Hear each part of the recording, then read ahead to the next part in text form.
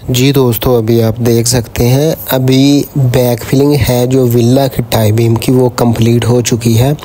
और जो हमारी ग्रेड स्लैब में जो कंक्रीट है वो 10 सेंटीमीटर है, तो हमने 10 सेंटीमीटर के हिसाब से इसका मार्जिन निकाल के इसको अच्छी तरह लेवल कर दिया है। और कंपैक्शन भी इसकी कंप्लीट हो चुकी है। कंपैक्शन से पहले आपके जो भी MEP के पाइप्स हैं, चाहे वो वाशरूम्स के हैं, किचन्स के हैं, जो भी आपके MEP के पाइप्स हैं वो आपने कंप्लीट कर लेने हैं। उसके बाद आपने उसको अच्छी तरह कंपैक्ट करना है। ये देखें, हमने इसको अच्छी तरह कंपैक्ट किया हुआ है। और फिर आपने क्या करना है कि इसको कंक्रीट के लिए रेडी करना है। तो जिस दिन आपकी कंक्रीट होगी उससे 2-3 घंटे पहले आपने क्या करना है कि इसको एंटी टर्माइट करनी है, केमिकल जो होता है।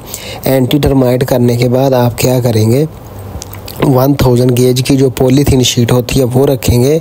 और उसके बाद जो आपकी ग्रेड स्लैब की जो मैश होती है, जौन सा भी ग्रेड होएगा वो आप उसके ऊपर रखते हैं। हमारा जो ग्रेड था हमने वो ऑर्डर किया। ये देखें, अभी एंटी टर्माइट कंप्लीट हो चुकी है। एंटी टर्माइट के बाद ये देखें, हमारा नीचे पॉलीथीन शीट है 1000 गेज की और उसके ऊपर मैश है।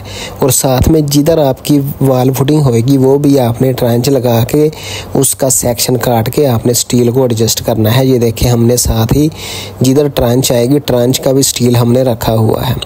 तो अभी ये देखें, अभी ये स्टील बिल्कुल कंक्रीट के लिए रेडी है। तो अभी हम कंक्रीट स्टार्ट करेंगे। ये देखें, साथ ही हमारे जो MEP के पाइप्स हैं वो भी कंप्लीट हैं, कंपैक्शन, एंटी टर्माइट और साथ में पॉलीथीन शीट, और एंड पे जो हमारा ग्रेड है स्टील का वो भी कंप्लीट हो चुका है। ये देखें, अभी इसकी कंक्रीट हो रही है। तो अभी हम क्या करेंगे, इसके बाद फिर इसको हम क्या करेंगे, इसके बाद जो हमारे ग्राउंड फ्लोर के कॉलम हैं उनकी फिर हम प्रेपरेशन करेंगे।